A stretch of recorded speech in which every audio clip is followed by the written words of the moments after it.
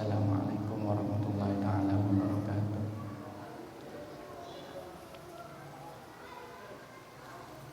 Marilah kita mulai kajian tafsir Al-Quran ini dengan pembacaan Al-Fatihah yang kita hadiahkan kepada junjungan kita baginda Nabi Muhammad SAW. Agak menggema suaranya.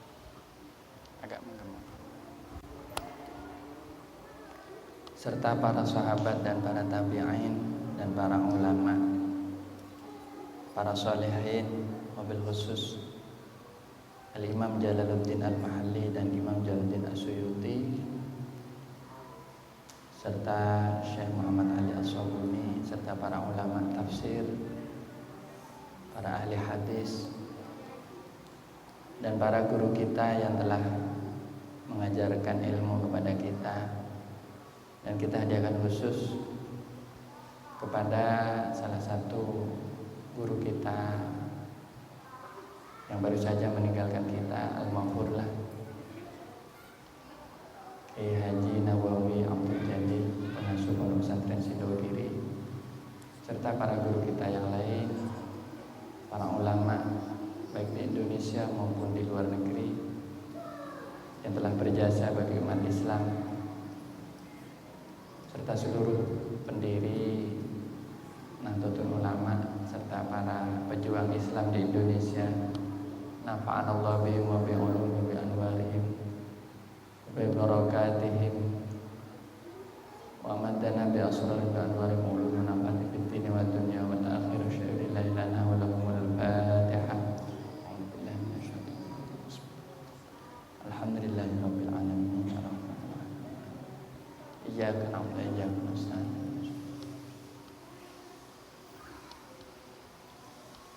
Bismillahirrahmanirrahim. Alhamdulillah wa syukurillah.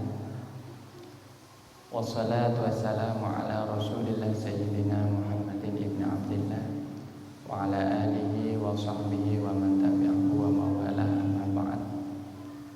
Rabbi shrah li sadri wa yassir li amri wahlul 'uqdatam min lisani yafqahu qawli waj'al li waziran min ahli Harun akhi ushdud bihi asri wa ashrikhu fi amri kay nusabbihaka katsira wa nadhkuruka katsira innaka kunta bina basira. Al-ayat. Shadaqallahu adzim. Baik, mungkin yang hadir di majelis ini, yang hadir di masjid ya, maupun yang hadir secara online bisa membuka Al-Quran. Dibagi Al-Qurannya Surat Al-Muzammil. Surat Al-Muzammil yaitu surat yang ke-73 juz 29. Kita ngaji melanjutkan keterangan yang sudah kita naikkan atau kita uraikan pada pertemuan-pertemuan sebelumnya. Buka surat Al-Muzammil juz 29, surat yang ke-73.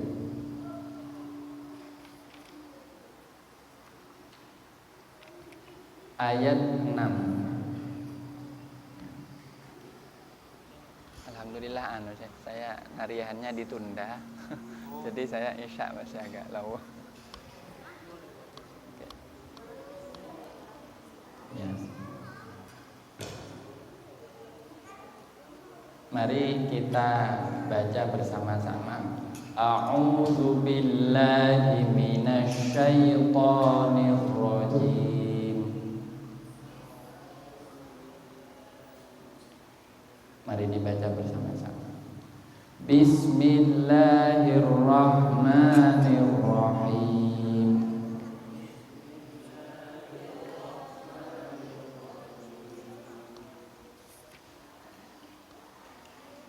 Ya ayyuhal muzammil,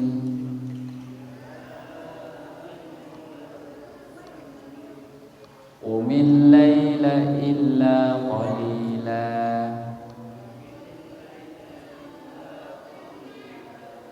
nisfahu aw inqus minhu qalila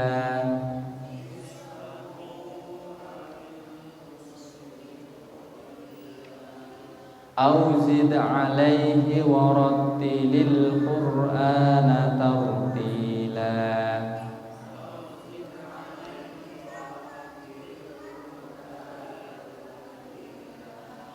Inna sanulqi 'alaika qawlan thaqila.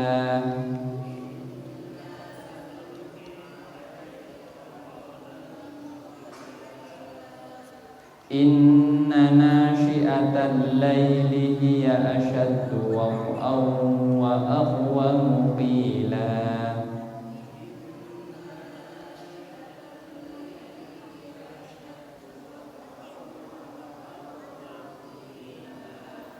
Inna laka fin nahari sabhan tawila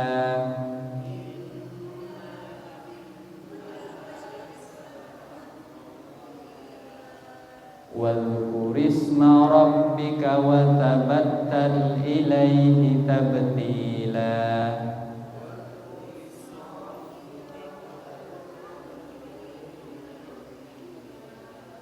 Rabbul masyriqi wal maghribi la ilaha illa huwa fattakhidhu wakila.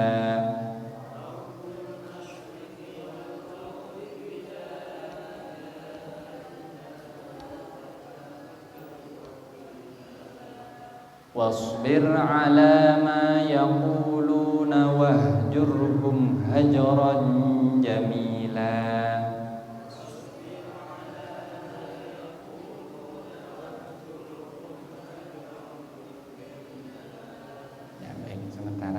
Sadaqallahul azim. Ya.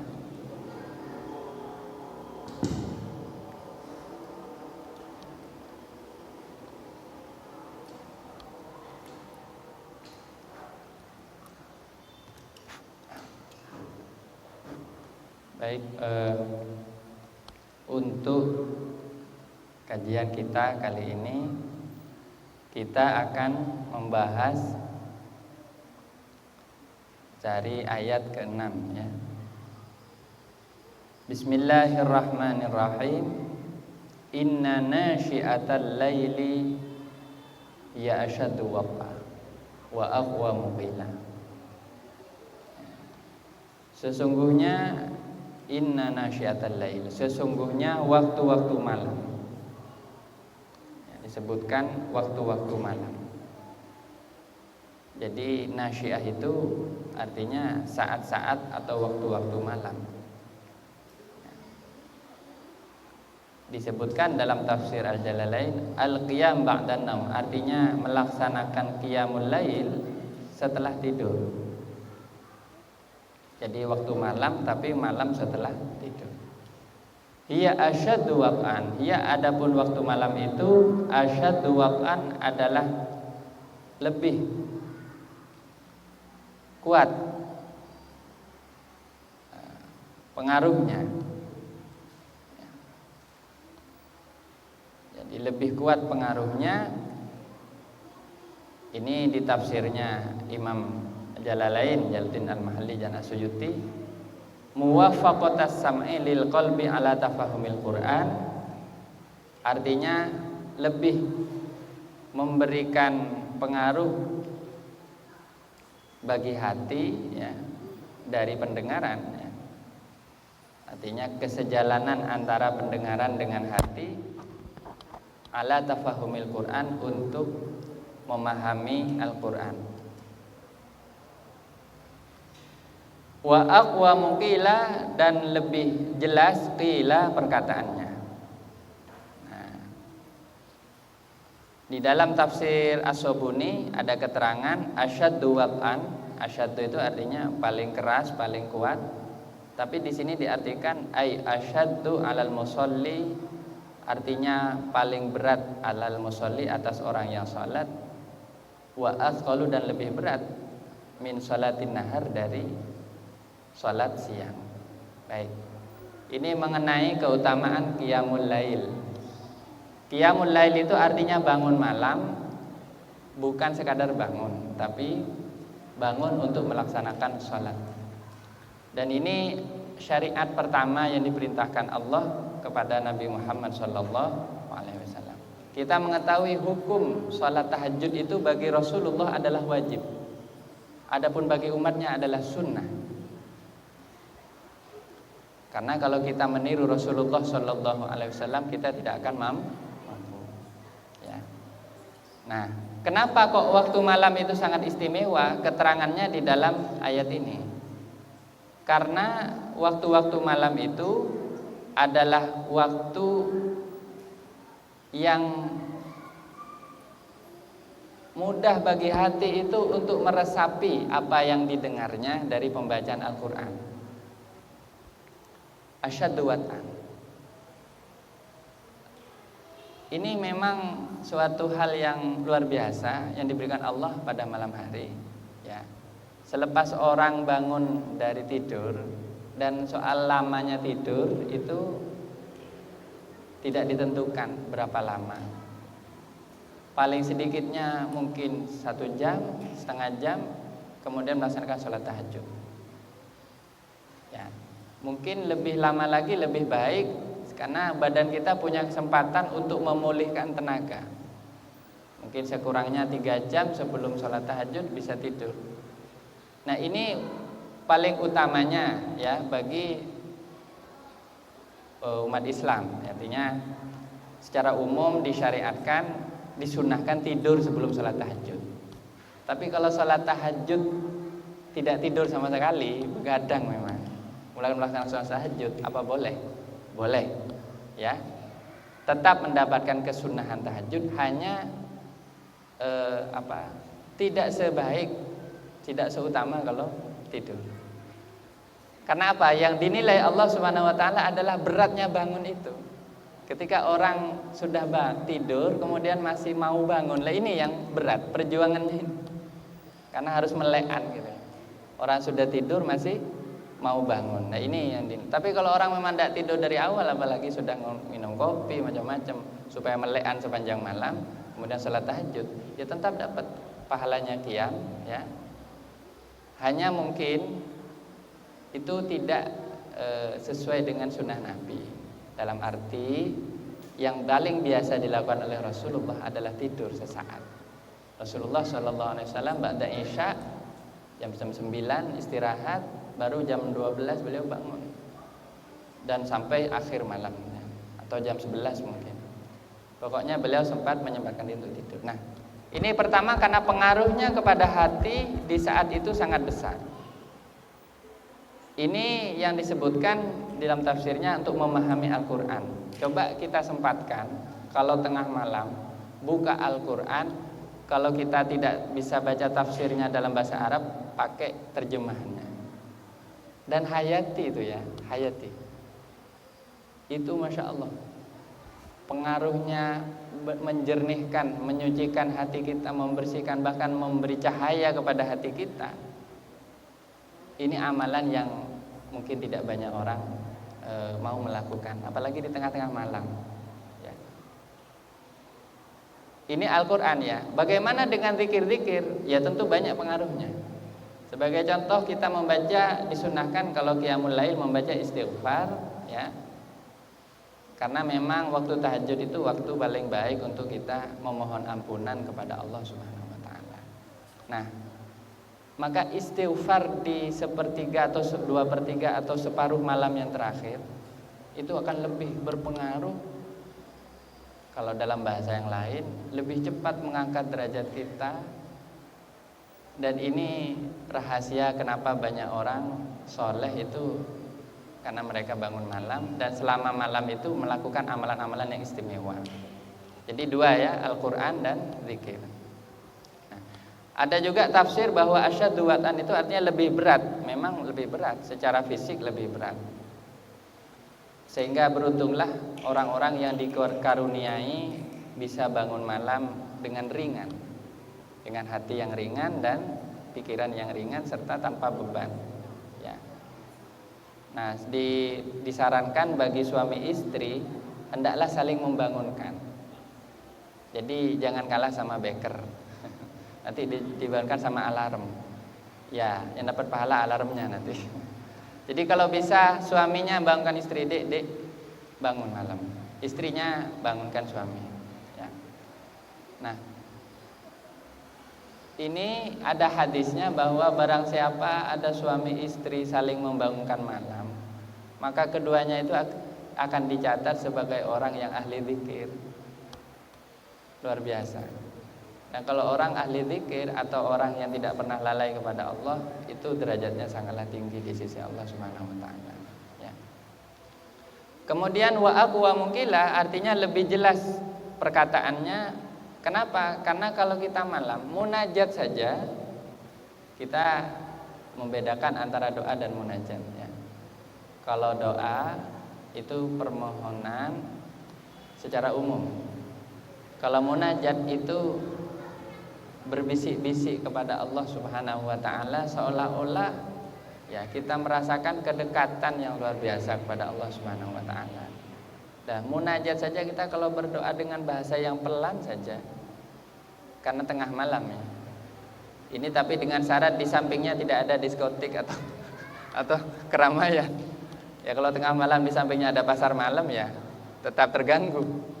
Tapi tengah malam memohon dengan bahasa yang lirih ini jelas terdengar ke dalam telinga kita. Wa aqwa muqila. Ya. Ini di dalam tafsir As-Sabuni sangat jelas karena disebutkan bahwa hudu was-saut fil lail ya, lirihnya suara waktu malam dan diamnya orang-orang di situ itu lebih menolong kita untuk melakukan tadabbur dan merenungkan atas rahasia-rahasia Al-Quran dan seterusnya. Makanya malam ini luar biasa, saya tidak bisa bercerita keagungan dari separuh ya, karena disebutkan nisfahu awingkus.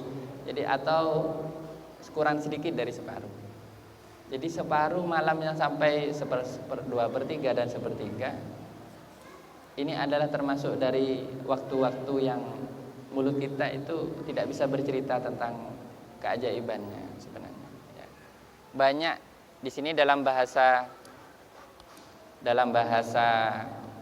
tafsirnya siapa Ali As-Sabuni disebutkan asrarul Quran, rahasia-rahasia Al-Quran. Ya. Kalau kita ingin diberikan rahasianya Al-Quran, sering-seringlah salat malam. Apakah kita ingin tahu rahasianya Alif Lam Mim? Apakah kita ingin tahu rahasianya ayat kursi? Kita selama ini pasti dalam keadaan bertanya-tanya, bingung. Kita rahasianya surat Al-Ikhlas apa? Rahasia itu artinya pengetahuan yang diajarkan oleh Allah Subhanahu wa taala melalui ilham para malaikat. Ilham malakuti namanya. Ini ilham malakuti ini adalah ilham yang membimbing banyak hamba Allah yang soleh kepada derajat yang lebih tinggi. Ini tidak ada kuliahnya ini. Kalau rahasia-rahasia itu yang disebut dengan asrar. Jadi kita tidak bisa mengajarkan rahasia ini, tidak bisa.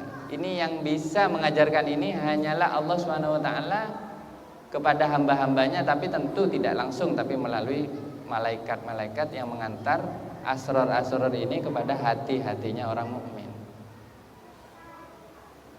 Disebutkan bahwa tugas malaikat Jibril setelah berhenti menyampaikan wahyu kepada baginda Nabi Muhammad SAW itu adalah bertugas menyampaikan ilmu-ilmu rahasia ini kepada para walinya dan orang-orang yang soleh. Makanya kok tiba-tiba, satu malam saya baru ngerti maksudnya Al-Ikhlas itu begini. Ini dibuka oleh Allah, hatinya, akalnya dibuka.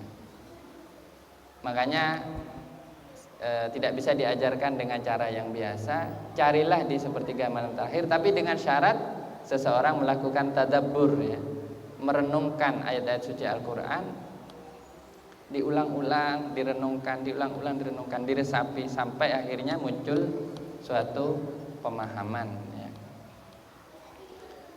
Nah, innalaka finnahari, sesungguhnya bagimu wahai Muhammad, finnahari di siang hari, sabhan tawila, ya kesibukan yang panjang. Nah, malam dan siang itu memang dibedakan oleh Allah. Kalau malam, khususnya separuh malam yang terakhir itu diperuntukkan untuk ibadah. Adapun siang hari, monggo, mau aktivitas yang lain monggo. Apakah kalau saya siang itu berdagang, saya bekerja, saya masuk kantor, saya jadi guru, saya mungkin jadi ibu rumah tangga, saya punya kesibukan dan seterusnya ya. Apakah saya berdosa? Apakah saya meninggalkan kewajiban kita kepada Allah? Tidak. Kenapa? Karena memang innalaka finnahari sabhan tawila. Rasulullah pun oleh Allah Subhanahu wa taala dipersilahkan beraktivitas selama 1 hari. Tapi siang hari. Nah, siang itu ukurannya ya dari keluarnya waktu subuh. Jadi keluarnya waktu subuh itu kira-kira berapa? Sampai terbitnya matahari ya. Kemudian terbitnya matahari sampai duha. Duha, setelah waktu duha barulah masuk waktu nahar, waktu siang itu ya. Ya kira-kira berarti jam berapa? Jam 9 lah, itu sudah masuk siang. Walaupun pengertian siang ada ulama mengatakan sejak setelah selesainya subuh itu sudah masuk siang. Katakanlah waktu kita ngantor itu sudah hariannya jam 8, jam 9, itu silahkan beraktivitas sampai waktu asar. Nah, asar itu sudah akhirun nahar, akhir dari siang hari. Nah, di masa itu sabhan tawila, kesibukan yang panjang. Ya, mau bekerja, mau berdagang, mau belajar, mau apapun yang sifatnya muamalah. Jadi ini kata kuncinya ada 2, ada muamalah, ada ibadah. Muamalah itu siang hari kita diperkenankan untuk beraktivitas ya. Yang ibadah diutamakan ya malam hari. Nah, ada satu keterangan tambahan ya di dalam kitab Tanwirul Qulub karangan Syekh Muhammad Amin Al-Qurdi. Nah, di sana diterangkan begini. Ada salah satu status orang yang mencapai menuju jalan Allah ya, artinya orang yang berjalan di jalan Allah untuk memperoleh ridhonya Allah, itu tidak selamanya orang itu menjadi ahli ibadah.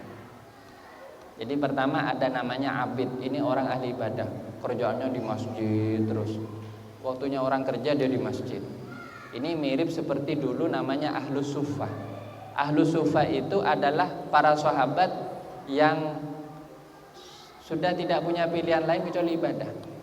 Antaranya Imam sahabat Abu Hurairah.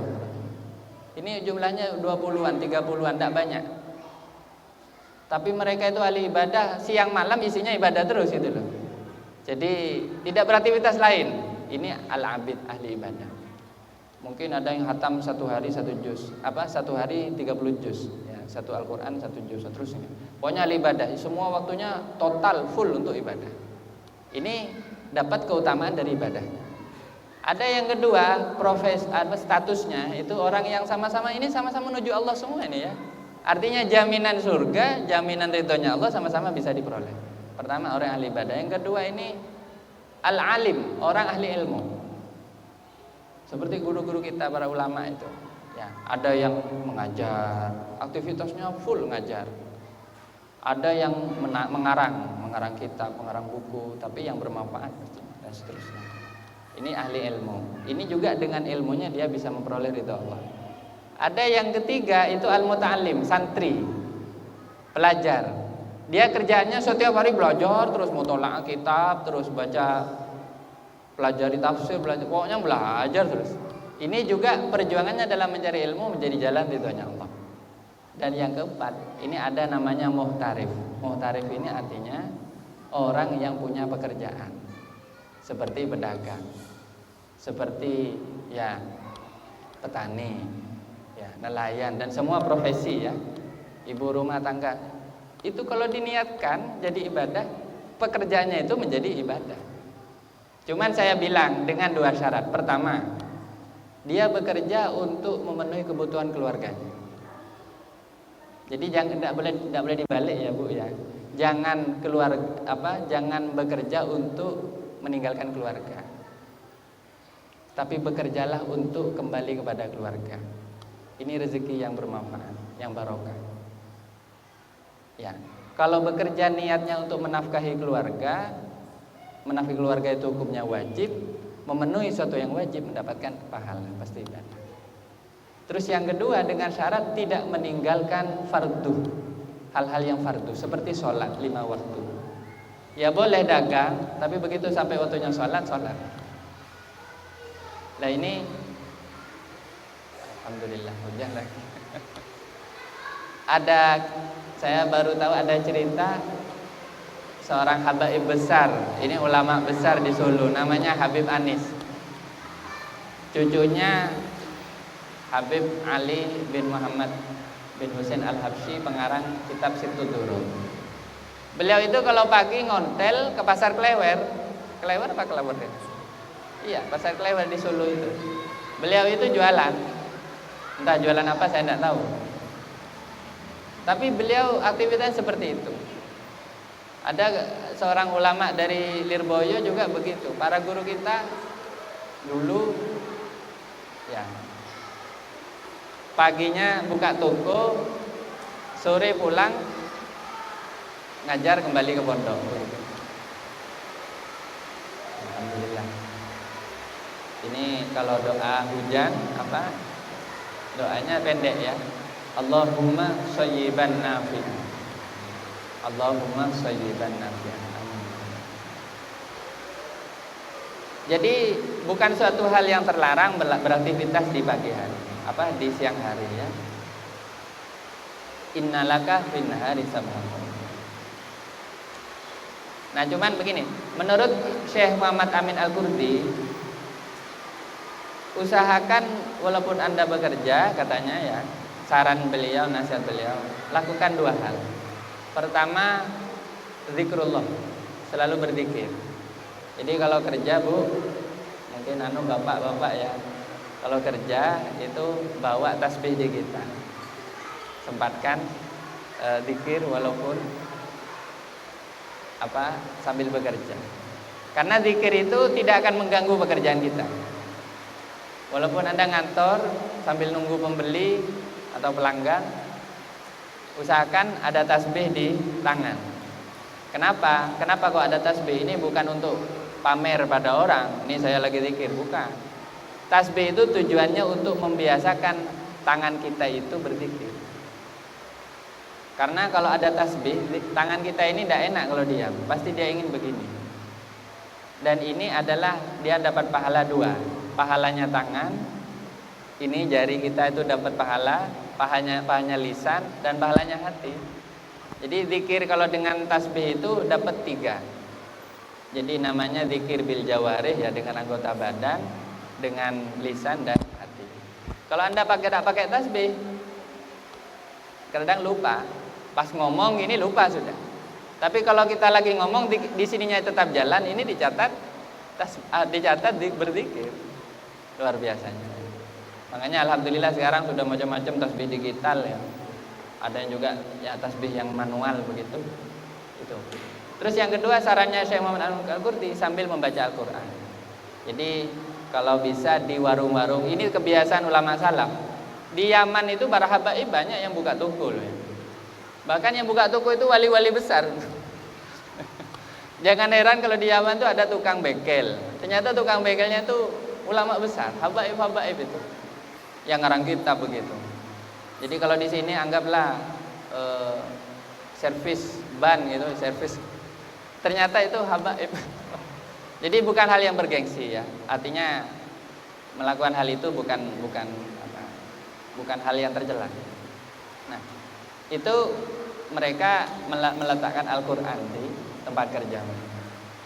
Jadi coba nanti cek di kantor sampean ada Al-Qur'an apa enggak. Di tokonya ada Al-Qur'an apa enggak.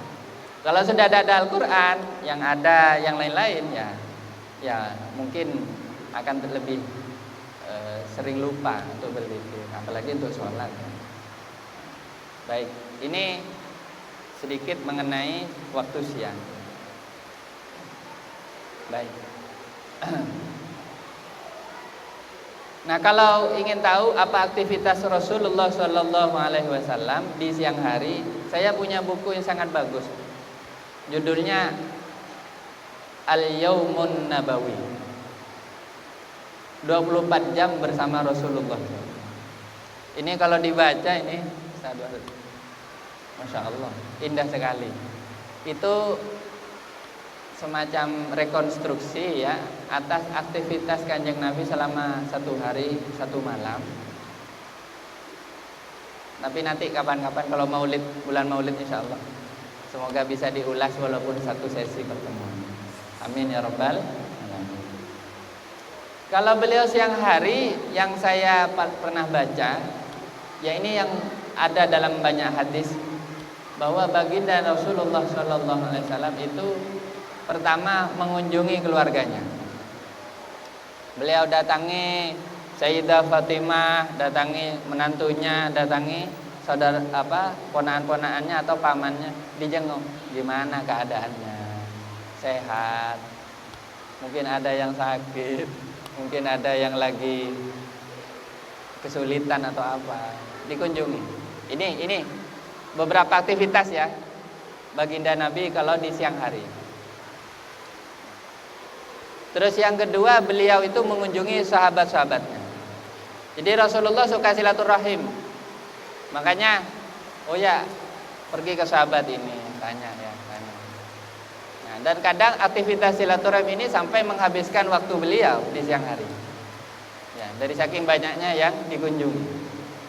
Ya, tentu suatu kehormatan kalau bisa dikunjungi oleh baginda Nabi Muhammad sallallahu alaihi wasallam. Nah, dan yang ketiga, beliau berdakwah. Ada kalanya beliau berdakwah dari rumah ke rumah.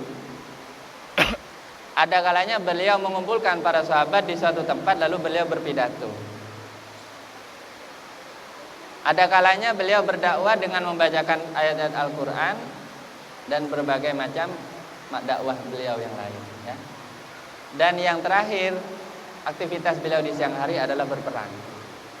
Nah, soal berperang ini di saat-saat khusus saja tapi ya. Pernah misalnya pada saat perang Khandaq ya, itu berbulan-bulan. Subhanallah, kalau kita tahu perjuangan Rasulullah, kita akan nangis ya.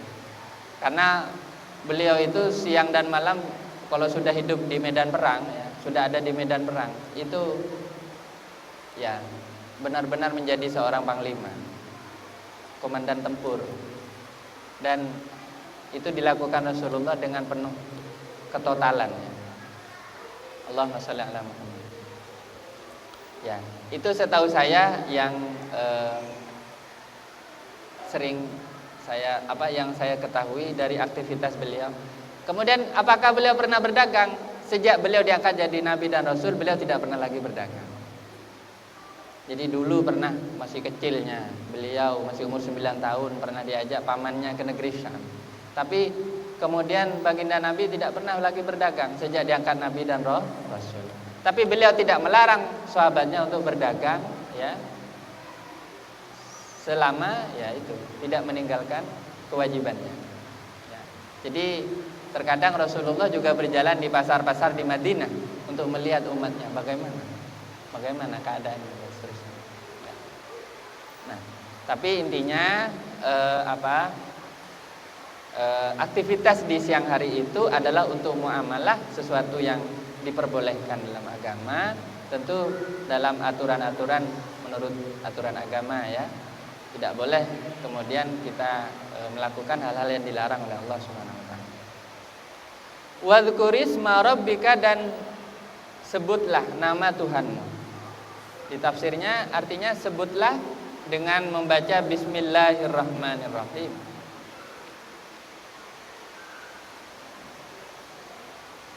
Jadi kita kalau mau melakukan aktivitas bacalah Bismillahirrahmanirrahim. Ini perintah Allah. Sebutlah nama Tuhan. Jadi nama Tuhan itu ada berapa yang diajarkan? Ismullah, nama Allah itu ada 99 dalam hadis sahih yang disebut dengan Asmaul Husna. Jadi kita disuruh berzikir dengan menyebut namanya Allah. Jadi kalau berzikir dan menyebut berarti kan aktivitas lisan, ya. Zikir itu pertama harus dibiasakan dari aktivitas lisan dulu. Ya. Kalau langsung zikir dengan akal kita, dengan hati kita, tidak sanggup kita. Subhanallah, ini deras sekali.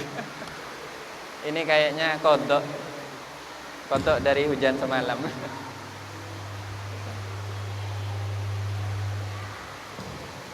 Ya. Jadi zikir itu dengan ismur Rabb, dengan nama Tuhan, dengan menyebut nama Tuhan. Jadi tidak boleh zikir dengan menyebut nama yang lain, tapi yang dimaksud Allah tidak boleh. Tidak boleh misalnya menyebut nama selain Allah, tapi walaupun yang dimaksud Allah tidak boleh. Tapi tetap harus menyebut nama Allah Subhanahu wa taala. Dan Allah telah mengajarkan kepada hamba-hambanya 99 nama itu. Makanya kalau kita ingin berzikir, ya dengan sebutan yang dipilih oleh Allah untuk menyebut zatnya, yaitu Allah. Kita berzikir Allah, Allah, Allah, itu bagus. Atau subhanallah, subhanallah, bagus. Astagfirullah, ya. Atau kita berzikir dengan Asmaul Husna, ya Rahman, ya Rahman, ya Rahman, bagus. Ya Latif, ya Latif, ya Latif, bagus. Itu semua adalah zikir, ya. Ini di dalam tafsir Al-Yasubuni lebih luas lagi diartikan wadhkuris marobik, artinya wahai Muhammad, mintalah pertolongan untuk atas dakwahmu dengan berzikir kepada Allah siang dan malam. Ingat ya bahwa zikir itu meningkatkan kemampuan kita di dalam segala hal. Orang kalau sedang lemah itu biasanya karena dia kurang berzikir atau saat itu sedang tidak berzikir. Ya. Kalau ada orang kemudian lemah, sedang loyo, sedang merasa tidak berdaya, kayaknya langitnya hujan juga di sini. Ini geser kan? Iya, subhanallah. Nah, semoga selesai hujannya. Kasihan yang bertani nanti hujannya. Nah, ini kalau dia sedang lemah kemudian kita mengatakan la haula wala quwata illa billah, itu secara tidak disadari diam-diam Allah kasih kekuatan, tiba-tiba bisa bangkit. Kalau dia sedang takut, ini ada amalan yang banyak dijazakan, termasuk saya pernah baca dari Sayyidina Ja'far As-Shadiq radhiyallahu anhu, salah satu Imam Ja'far As-Shadiq. Beliau mengatakan, aku heran kepada orang yang ketika sedang kesusahan tidak membaca la ilaha illa anta subhanaka inni kuntu minadh dhalimin. Dan aku heran kepada orang yang sedang ketakutan tidak membaca hasbunallah wa ni'mal wakil. Dan aku heran kepada orang yang sedang saya lupa redaksinya, sedang lemah atau tidak berdaya kemudian tidak membaca la haula wala quwata illa billah. Kalau tidak salah begitu. Ya. Artinya apa? Kita kalau sedang punya masalah, zikir. Ini ista'in ala da'watika bi dzikrillah. Jadi cuman gini, kenapa bermacam-macam zikir? Karena bermacam-macam kebutuhannya dan keperluannya. Istighfar itu ada keperluan khusus, tasbih ada keperluan khusus. Jadi tadi itu, kalau kita sedang kesusahan katanya perbanyaklah baca doanya Nabi Yunus ya. La ilaha illa anta subhanaka inni kuntu minadh dhalimin. Nabi Yunus itu diriwayatkan karena membaca tasbih itu ditelan oleh ikan paus itu tidak lebih dari 3 hari. Ada ulama bahkan meyakinkan kepada kita dengan perkataannya, saya membaca satu keterangan, barang siapa membaca la ilaha illa anta subhanaka inni kuntu minadz dzalimin, ya, berapa ratus kali atau berapa kali gitu, maka insya Allah kesusahannya tidak akan hilang, akan lenyap tidak lebih dari 3 hari. Tidak sampai, ya, tidak sampai seminggu, tidak sampai sebulan. Jadi kesusahannya akan diangkat oleh Allah dalam waktu antara 1 sampai 3 hari. Karena kisahnya dulu Nabi Yunus itu tidak sampai 3 hari, beliau sudah dikeluarkan dari perut. Dan bermacam-macam yang lain. Nah, kalau belum dirasakan manfaatnya, itu bisa jadi karena zikirnya kurang banyak, atau dia membaca zikiran yang kurang tepat. Bisa. Misalnya ada orang terlilit hutang, ya, itu kan disarankan untuk memperbanyak la ilaha illallah juga, kemudian istighfar, ya, sekian atau lebih banyak lebih bagus. Terus dia misalnya membaca subhanallah saja gitu ya, subhanallah saja, la ilaha illallah subhanallah, ya bagus, cuman butuh yang lain gitu, ibaratnya ada suplemennya gitu. Jadi makanya zikir itu ya, kalau bisa kita ikuti panduan yang dari Nabi Muhammad SAW. Rasulullah sudah mengajarkan, kalau kalian sedang sakit bacalah ini, kalau kalian sedang dililit hutang atau punya tanggungan biaya bacalah ini, kalau sekalian sedang ada masalah pertengkaran sama orang bacalah ini. Semua ada panduannya. Kita belajar namanya kitab Al-Azkar karangan Imam An-Nawawi. Jadi tapi begini, misalnya ada orang kemudian hanya tahu satu zikir, ya tidak apa-apa juga, insya Allah tetap dikabul ya. Nah ini, jadi zikir harus dengan ismullah, dengan ismur Rabb, dengan nama Tuhan. Tidak boleh dengan nama-nama selain Allah Subhanahu wa taala. Wa tabattal ilaihi tabtila, dan bersungguh-sungguhlah ilahi kepada Allah tabtila, dengan sungguh-sungguh. Nah ini ayat yang sangat agung ya, ayat yang memerintahkan Rasulullah SAW untuk benar-benar hanya bersandar kepada Allah Subhanahu wa taala. Artinya di dalam ibadah itu makomnya Rasulullah itu adalah tabattul. Tabattul itu artinya tidak lagi setengah-setengah dalam ibadah, total dalam ibadah, zahir batin. Disebutkan tabattul ini artinya al-inqita' ilallah, artinya memutus hubungan dari selain Allah hanya kepada Allah saja. Wah ini makom sangat tinggi. Karena kita kalau ibadah kan biasanya kita baru ingat Allah kalau sudah ada masalah. Ini yang pertama, kebanyakan orang begitu. Terus yang kedua, ada orang yang sudah mulai menyisihkan waktu untuk beribadah walaupun belum total ibadahnya. Ini yang lebih tinggi lagi. Yang ketiga, ada orang yang 75% waktunya sudah lebih banyak untuk ibadah, 25%-nya untuk muamalah, untuk pekerjaan, untuk selain Allah.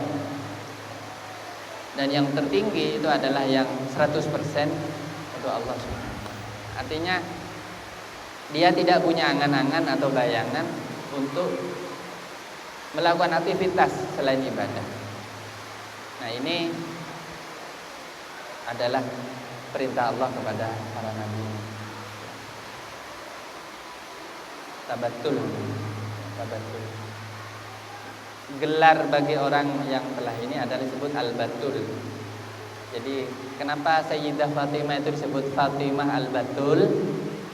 Al-Batul itu artinya orang yang sudah mencurahkan waktunya seluruhnya untuk ibadah. Sayyidah Fatimah itu disebut al-Batul ya, itu karena beliau sudah sampai pada tingkatan sebagai orang yang mutabattil, orang yang bertabattul kepada Allah. Bertabatul itu artinya tadi memutus hubungan kepada selain Allah semata-mata demi Allah Subhanahu wa taala. Dan saya ingin cerita sedikit bahwa tingkatan seperti ini hanya bagi orang-orang yang telah mencapai level keikhlasan yang sangat tinggi dan bahkan level kecintaan yang sangat tinggi kepada Allah Subhanahu wa taala. Semoga kita diberikan tingkatan ini pada suatu saat yang dipilihkan Allah untuk kita. Amin ya rabbal alamin. Rabbul masyriqi wa rabbul maghribi, Rabbul masyriqi wal maghribi la ilaha illa Allah adalah Tuhan ya, yang memiliki timur dan barat. La ilaha illahu, tidak ada sesembahan kecuali Dia, Allah Subhanahu. Fattakhidhu wakila, maka jadikanlah Allah Subhanahu wa taala wakila, sebagai yang dipasrahi segala urusan. Allah Subhanahu.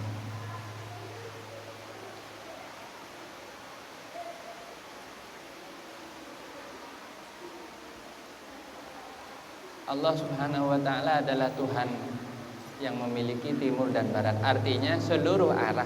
Kenapa hanya disebutkan timur dan barat? Karena timur dan barat ini tempat terbit dan tenggelamnya matahari. Sebenarnya utara dan selatan juga penting, tapi utara dan selatan dalam Al-Qur'an tidak jarang. Ya. Dan nanti di akhir zaman, atau mungkin ada ulama mengatakan sejak sekarang kita terkadang bisa melihat timur itu terkadang menjadi dua. Makanya disebutkan dalam Al-Quran Rabbul masyriqaini wa Rabbul maghribain, Tuhan dua tempat terbitnya matahari dan dua tempat terbitnya tenggelamnya bulan, tenggelamnya matahari. Karena memang katanya ilmu astronomi, matahari itu ternyata tidak pas hanya keluar dari satu titik. Terkadang dia di saat yang lain terkadang keluar dari dua titik. Makanya disebutkan dua timur dan dua barat. Bukan berarti ada dua arah barat timur, tapi dua tempat terbitnya matahari dan dua tempat terbitnya tenggelamnya matahari atau senja ya.